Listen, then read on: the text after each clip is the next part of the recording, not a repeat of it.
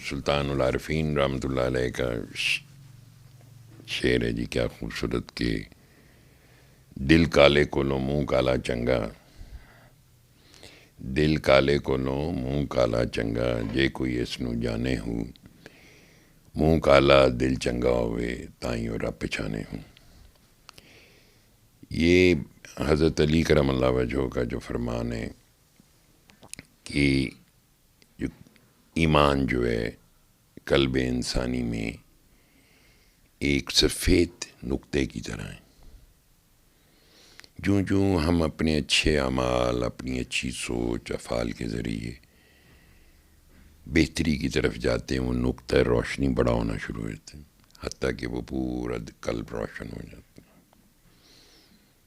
پھر نفاق ہے، یعنی ہمارا ظاہر کچھ ہے، باطن کچھ ہے۔ عملی نفاق بھی ہوتا ہے، خالی نفاق بھی۔ عملی نفاق سے مراد ہے کہ جو ہم کہہ رہے ہوتے ہیں وہ ہم کر نہیں رہے ہوتے، یا جو ہم کر رہے ہوتے ہیں وہ ہمارے دل میں نہیں ہوتا، وغیرہ وغیرہ۔ تو میں نے کہا نفاق دل میں ایک سیاہ نقطے کی طرح ہوتا ہے، جوں جوں ہم ان برے کاموں کی طرف چل پڑتے ہیں تو وہ بھی کالک جو ہے بڑھنی شروع ہو جاتی ہے، حتیٰ کہ دل کالا ہو جاتا ہے۔ تو دل کالے کو لو منہ کالا چنگا، جے کوئی اس نو جانے ہوں، منہ کالا دل چنگا ہوئے تائیوں رب پچھانے ہوں۔ دیکھیں سکون عرب میں نے شاید دعا کہ اس میں ٹریلر میں ہے کہ یہ عربی زبان سکن سے نکلا ہے، ٹھہراؤ، اطمینان، باعث اطمینان، برکت، آرام، کئی ملٹیپل سینس میں۔ ہمارا شاید سکون سے مراد یہ لیتے ہیں کہ ہر چیز گڈی گڈی ہو، کوئی مینو چھیڑے نہ، کوئی میری راہ میں رکاوٹ نہ آئے۔ ہمارے عام طور پہ جب کوئی کام شروع کرتا ہے تو اس کے اندر ایک جذبہ ہوتا ہے کہ بس میں شروع کرنے جا رہا ہوں، اور بڑا انتھوزیاسٹک ہوتا ہے انسان، اور کچھ ہی عرصے میں پھر وہ آہستہ آہستہ اس کا گراف نیچے آنا شروع ہو جاتا ہے، چونکہ جلد بازی جو ہے وہ انسان کا سکون کھاتی ہے سب سے پہلے، اور یہ ایک ایسا مہلک ہتھیار ہے ابلیس کے پاس کہ وہ اس کو ایکسپلائٹ کرتا ہے۔ اور ہم وہ کام جو اتنی دل جمی سے، اتنی ایک ارادے کی، ارادہ، نیت، قصد، یہ سب ایک ہی لفظ ہیں، وہ جب ہم شروع کرتے ہیں لیکن سڈنلی سم ہاؤ اور ادر ایک دم ہمارا گراف گرنا شروع ہو جاتا ہے، ہمارا سکون غارت ہونا شروع ہو جاتا ہے، یعنی کہ سکون تو پہلے بھی نہیں تھا، یعنی ہم بے سکون ہو جاتے ہیں۔ شاید اس لیے کہ ہماری ایکسپیکٹیشن بہت زیادہ ہوتی ہے کہ آج میں نے کام شروع کیا ہے، بس ڈے ڈریمنگ ایسی ہے کہ بس اوور دا نائٹ میں کروڑ پتی ہو جاؤں، ارب پتی ہو جاؤں۔ اسی طرح ہم نے انویسٹمنٹیں کی لوگوں نے، پھر ان کے ساتھ ہاتھ ہو گئے۔ انسیکیور فیوچر، ماضی کے ساتھ چمٹے رہنا ہمیشہ، یہ وہ چیزیں ہیں جو ہمارے لیے ایک وبال ہیں۔ دیکھیں ہمیں پیدا کر دیا اس نے اس جہان میں، اس نے یہ تو نہیں کہا کہ تم سارا دن کھمبے کے ساتھ بن کے رہو، آپ نے باہر جاننا ہے، ذریعہ معاش ہے، آپ نے شادی کرنی ہے، بچے پالنے ہیں، پیرنٹس کی خدمت کرنی ہے، رشتہ دار، برادری، مرنا، جینا، شادی، ان سب چیزوں میں آپ نے جانا ہے۔ لیکن یہ جب ہماری زندگی کے پھیلاؤ میں سب کی زندگیوں میں ایک جیسے ہی فلیور ہے تقریباً، یعنی ایونٹ بیس جو ہے فلیور ہے وہ ایک ہی ہے۔ آپ نے بڑا ہونا ہے، سب نے بڑا ہونا ہے، آپ نے نوکری کرنی ہے، کاروبار کرنا ہے، سب نے یہی کرنا ہے، کاکوں نے، اب تو کاکیاں بھی کرتی ہیں کاروبار اور نوکری، شادی ہونی، ہاں جی سب کی ہونی، بچے ہونے سب کے ہونے، اگر نہیں کسی کے ہونے تو وہ بھی اللہ کی مرضی۔ اس کے بعد ان کو پالنا، پھر ان کے لیے جنگ و جدل ہے زندگی کی، پھر ماں باپ کی جو پین ہے، جو بچے بالکل آؤٹ آف کنٹرول یا ان کے اخراجات نہیں وہ کیٹر کر سکتے، وہ پھر آپ بتائیں کہ کوئی ایک چیز، کسی ایک چیز کی کمی ہماری زندگیوں میں ہمیں کھا جاتی ہے، کسی ایک چیز کی کمی۔ قرآن پاک نے ہر چیز ڈیفائن کی ہے.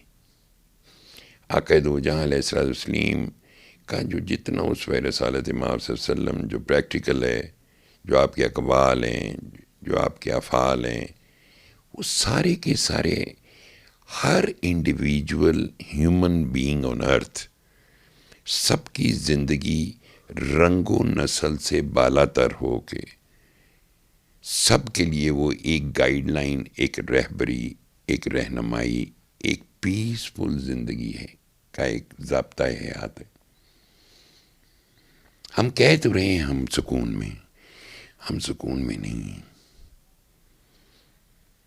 اس لیے کہ ہم کس طرح سکون میں ہوں. ہمیں تو کچھ ایک گھر میں کوئی ایک بچہ بیمار ہو جائے، ہمیں دوائیوں پہ ٹرسٹ نہیں ہے، ہمیں ڈاکٹروں پہ ٹرسٹ نہیں ہے، ہمیں اپنے اوپر ٹرسٹ نہیں ہے. ہم کہتے تو ہیں کہ ہم اللہ کے حوالے کر رہے ہیں، ہم کرتے تو نہیں ہیں. We are always scared. ایسا نہ ہو کہ ایسا ہو جائے، ایسا نہ ہو کہ ایسا ہو جائے.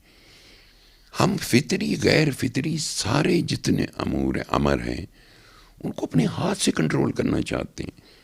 دوائی کھلاؤں گا بالکل، بس کچھ بھی نہیں ہوئے گا. اگر کچھ ہو گیا پھر بے یقینی.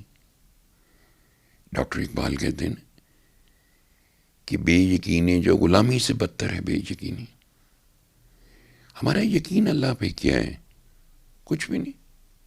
ہم کہتے ضرور ہیں کہ ہم تو جی اللہ کے ماننے والے، لیکن ہمارا جب پریکٹیکل دیکھا جائے گا تو ہماری زندگی میں یہ دنیا جو اس طرح وارد ہوئی ہے نا،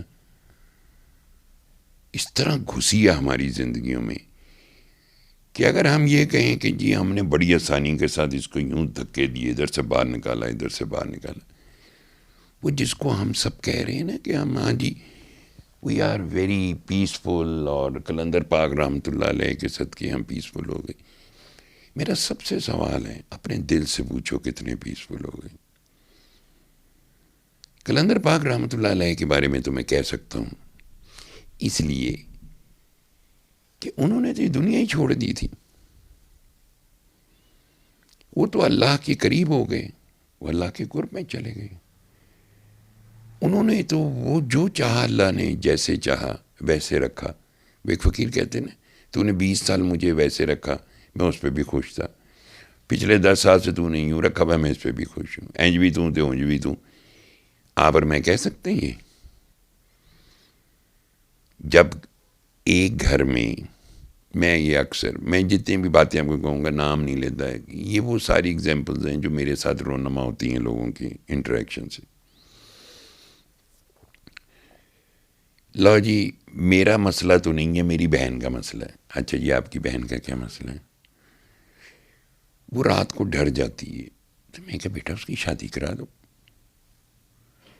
نہیں آپ کوئی حساب لگائیں، بتائیں کہ کوئی تعویذ، کوئی جن، کوئی آسیب. میں کہا بیٹا میرے تو حساب میں انسان سے بڑا تو کوئی آسیب نہیں. یہ جس کو ہم یہ ذہن کہتے ہیں یا جس کو ہم قلب کہتے ہیں، حضرت امام غزالی رحمۃ اللہ علیہ نے فرمایا کہ انسانی قلب انسانی جو ہے یہ بمنزلہ ایک قلعہ ہے اور شیطان تمہارا دشمن ہے.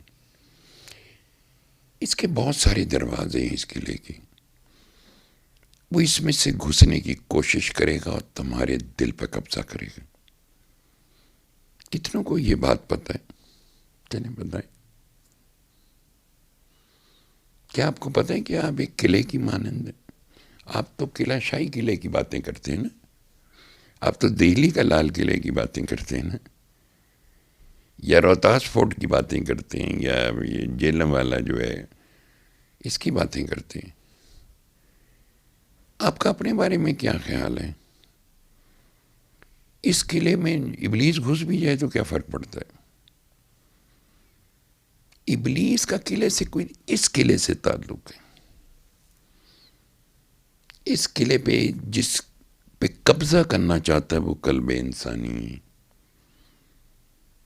جیسے کہ قرآن میں بھی یہ بات آپ نے بھی کہی کہ اللہ کے ذکر سے قلوب اطمینان پاتے ہیں.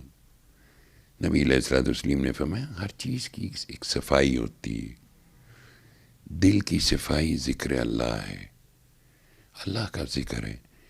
فوری طور پر لوگ سوچیں گے لو جی آج تو اجازت مل گئی، تسبیح پڑھ لی، بڑے ہو جائیں اب ہم۔ قرآن کا حدیث مبارک ہے، قرآن کا ایک ظاہری مطلب ہے جسے ترجمہ کہتے ہو آپ، اس کے پیچھے اس کا ایک باطن ہے، اس باطن کے پیچھے ایک باطن ہے، اس باطن کے پیچھے ایک باطن ہے، پھر اس باطن کے پیچھے ایک باطن ہے، حتیٰ کہ 9 بواطن تک بات ہوئی۔ کیا ہمارے پاس علم ہے؟ ہم کیوں اس ٹریپ میں گھسے؟ کیوں ہمارے دل پہ قبضہ کر لیا اس نے؟ کیا ہم نے برائی کو برائی سمجھا؟ کیا اچھائی کو اچھائی سمجھا؟ جب ہمارے پاس علم نہیں ہے تو ہمارا حال کیا ہوگا خیر سے؟ اور ہمارا حال ہمارے فعل کے اوپر ڈپینڈ کرتا ہے۔ ہم نے غلطیاں در غلطیاں در غلطیاں کرتے چلے گئے، اور وہ جو ذرہ سیاہ ہے وہ بڑھتا چلا گیا، بڑھتا چلا گیا، بڑھتا چلا گیا۔ اب تو ہمیں توبہ کا بھی احساس نہیں رہتا کہ توبہ کا کیا مطلب ہے۔